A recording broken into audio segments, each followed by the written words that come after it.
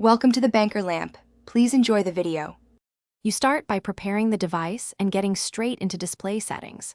First, make sure your battery is above 20% and you have a stable power source. This avoids interruptions.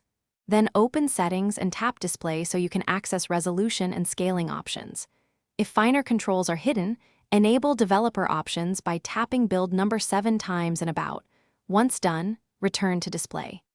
This gets you the menus where Android exposes screen size, resolution, and scaling controls you will change next.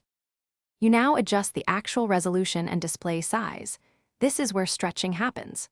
Start with visible display settings. Move resolution or display size sliders slowly, applying each change and previewing the effect. If you need finer control, open developer options and edit the smallest width, DP value, or use a dB to set display size precisely. This forces UI scaling system-wide. Make one change at a time, test common apps, and watch for UI clipping or unreadable elements so you finish by finalizing changes and stabilizing the user interface.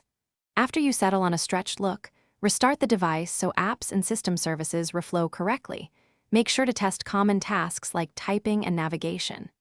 If apps misbehave or elements go off-screen, revert the last change immediately or boot to safe mode to isolate the issue. For stubborn problems, reset display settings or use a dB to revert to default. This quick rollback protects your data and restores usability.